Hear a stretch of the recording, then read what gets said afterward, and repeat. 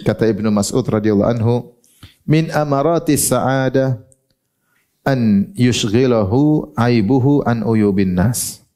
Di antara tanda-tanda kebahagiaan adalah seorang tersibukkan dengan aibnya sendiri daripada tersibukkan dengan aib orang lain. Aib dirinya, kekurangan dirinya, menyibukkan dirinya untuk perbaikinya sehingga dia tidak sempat sibuk dengan aib orang lain.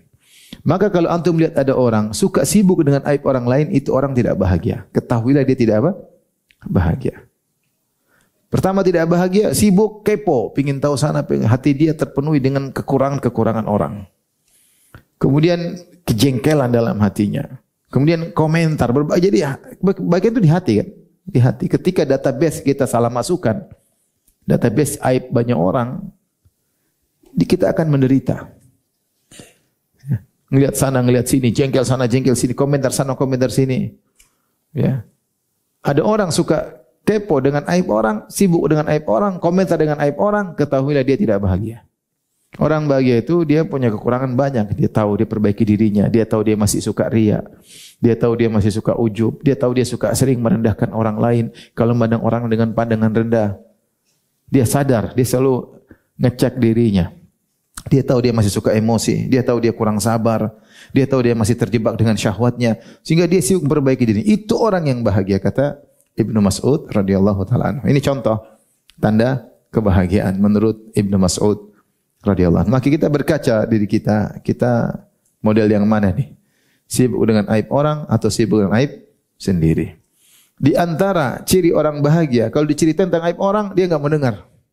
Udahlah. Kamu nasihati dia langsung lah, ngapain diceritain ke saya? Kalau antum ingin bahagia enggak usah dengar. Kalau antum sengaja dengar, antum hanya menyiksa diri sendiri. Ngapain? Timbul jengkel, suudzon sama orang, ketemu orang suudzon, sudah seorang merendahkan. Enggak usah lah. Kamu bilang sama dia, kau kalau pingin, kau nasihati itu kan saudaramu sama mukmin, saudara. Ngapain cerita ke saya? Ngapain cerita ke saya? Makanya di antara pekerjaan ustadz yang tidak mengenakan mendengar kejelekan orang lain.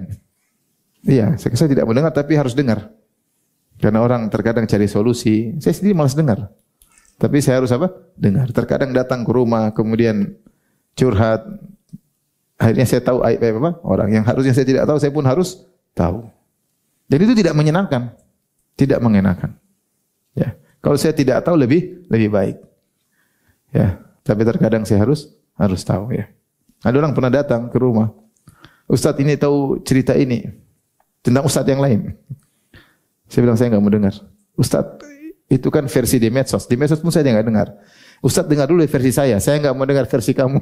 Udah saya enggak mau dengar. Saya enggak mau dengar. Kenapa saya harus dengar? Saya juga tidak bisa nasihat ustadz tersebut. Ngapain? Oleh karenanya, kalau ingin bahagia, bertakwa. Di antara ketakwaan adalah sibuk dengan aib sendiri, tidak sibuk dengan aib orang lain. Kalau kebutuhan Allah membuat antum melihat, tahu aib orang, nasihati orang tersebut. Ya, sekarang tersebut. Al-Qayyim rahimahullahu ta'ala, ketika berbicara tentang kebahagiaan, beliau berkata, kata beliau, وَهَذِي الْمَحَبَّةُ هِيَ أُنْوَانُ السَّعَادَةِ. Al-mahabbatul mahmudah, rasa cinta yang dipuji, yaitu allati tajlibu li sahibiha ma yanfa'u fi dunya wa akhiratihi. Yaitu kecintaan yang mendatangkan bagi pencintanya manfaat bagi dunianya maupun akhirat. Yaitu kecintaan yang dipuji oleh Allah, kecintaan yang menyebabkan dia mendapatkan manfaat dunia dan akhirat. Wa hadhil mahabbah hiya unwanus sa'adah, dan rasa cinta ini adalah tanda kebahagiaan.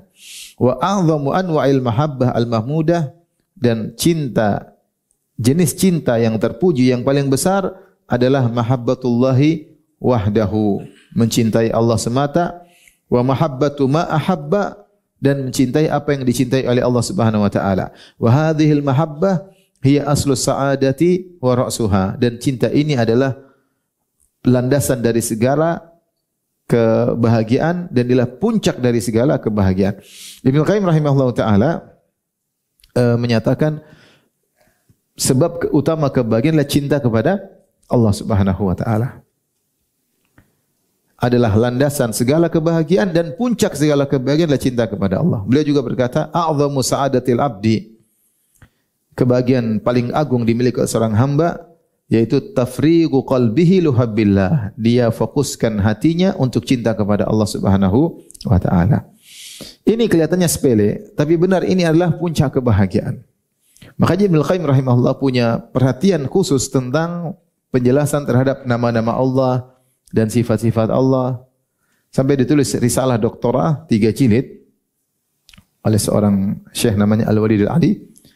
Dia nulis 3 jilid tentang pembahasan Ibnu Taimiyah tentang nama-nama dan sifat-sifat Allah Subhanahu wa taala. Kita kalau ingin bahagia, berusaha untuk mencintai Allah Subhanahu wa taala.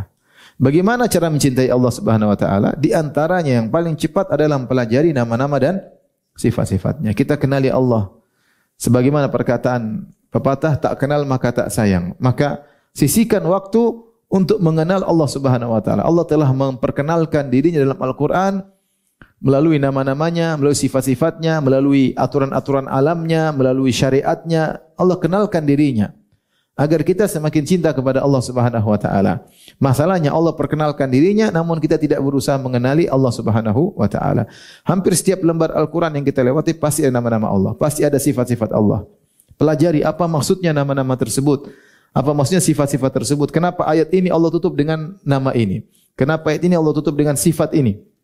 Itu sangat mempermudah kita mencintai Allah Subhanahu wa taala. Kita sering memikirkan tentang nama-nama sifat-sifat Allah membuat kita cinta kepada Allah Subhanahu wa taala. Disitulah puncak kebahagiaan. Puncak kebahagiaan adalah jika hatimu dipakai untuk memikirkan pencipta hati tersebut, pemilik hati tersebut, Allah Subhanahu wa taala. Dan puncak kesengsaraan jika hatimu semakin kosong dari sang pencipta hati. Orang selalu mikir dunia, lupa dengan mikir Allah, hatinya sengsara, hatinya kering. Orang yang selalu mikir Allah Subhanahu wa taala, mikir Allah Subhanahu wa taala, mikir sifat-sifatnya, mikir nama-nama, mikir syariatnya, mikir apa yang dicintai oleh Allah, mikir apa yang dilarang oleh Allah Subhanahu wa taala. Saya lakukan ini sesuai syariat atau tidak? Ini benar atau tidak? Allah ridha atau tidak? Maka itu orang bahagia. Kenapa? Karena hatinya selalu mengingat Allah Subhanahu wa taala. Maka ini perkataan Ibnu Qayyim rahimahullah taala butuh, kata Ibnu Qayyim, tafrigu qalbihi luhubbillah.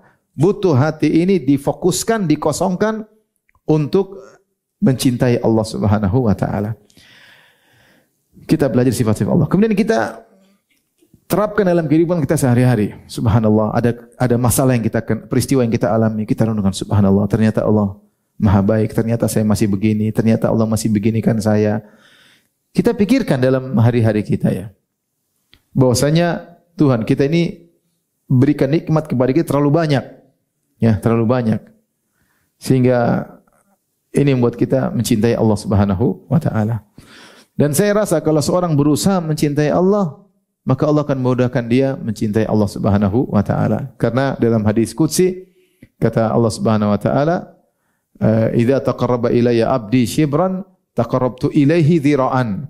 Jika hambaku berusaha mendekatkan dirinya kepadaku sejengkal, maka aku akan mendekat kepadanya dengan sehasta. Yaitu Allah lebih menyambut lagi. Lebih daripada usaha kita. Usaha kita mengenal Allah, Allah lebih mudah mengenalkan dirinya kepada kita. Cuma butuh waktu. Belajar, dengar kajian tentang nama-nama Allah, tentang sifat-sifat Allah. Ini cara mudah kita untuk cinta kepada Allah. Nah, kalau kita sudah cinta sama Allah, kita maksiat pun takut. Ya Allah, nanti kalau Allah tidak cinta sama saya bagaimana? Gara-gara hanya melihat yang haram, gara-gara hanya mendahulukan emosi atau egoisme. Kalau saya ditinggal oleh Allah bagaimana? Kenyamanan yang Allah berikan, kalau Allah cabut bagaimana? Bagaimana sih rasanya kalau tidak disenangi oleh Allah Subhanahu wa taala? Takutnya cinta kita bertepuk sebelah tangan. Maka di antara kebahagiaan adalah fokus agar kita bisa cinta kepada Allah. Disitulah ketenteraman. Apapun masalah yang kita hadapi, kita akan tenang. Kenapa? Kita merasa Allah dekat dengan kita. Kapan kita merasa Allah dekat dengan kita, kita nyaman. Tenang aja, ada Allah. Tenang aja, ada masalah, tenang. Ada Allah. Selalu demikian. Tapi kapan hati kita kosong, yang kita pikirkan dunia, enggak pernah mikir akhirat, enggak pernah mikir Allah Subhanahu wa taala, bagaimana mau bahagia? Maka ini kelihatannya sepele, namun kata Ibnu Qayyim ini adalah aslus sa'adah, ya, ini adalah puncak dari kebahagiaan, adalah landasan kebahagiaan, wa ra'suha, landasan dan puncak kebahagiaan adalah hati cinta kepada Allah Subhanahu wa taala. Dan itu dengan belajar. Kita kalau belajar tentang tafsir, tentang ayat-ayat itu, subhanallah. Luar biasa ayat ini. Kenapa yang berbicara? Rabbul Alamin. Tafsirnya sungguh menakjubkan. Kalau kita lihat para ahli tafsir membahas satu ayat, kita Masya Allah, kita kagum dengan Tuhan pencipta kita ini. Luar biasa ya. Bagaimana bisa begini? Kita belajar syariatnya. Subhanallah, bagaimana syariat ini begitu profesional, begitu kokoh, begitu indah, begitu tahu tentang maslahat. Kenapa yang bikin tersyariat adalah siapa? Allah Subhanahu wa taala. Ini semua dengan ilmu. Belajar tentang nama-nama Allah, sifat-sifat Allah, syariat Allah, hukum-hukum Allah membuat seorang semakin cinta kepada Allah Subhanahu wa taala.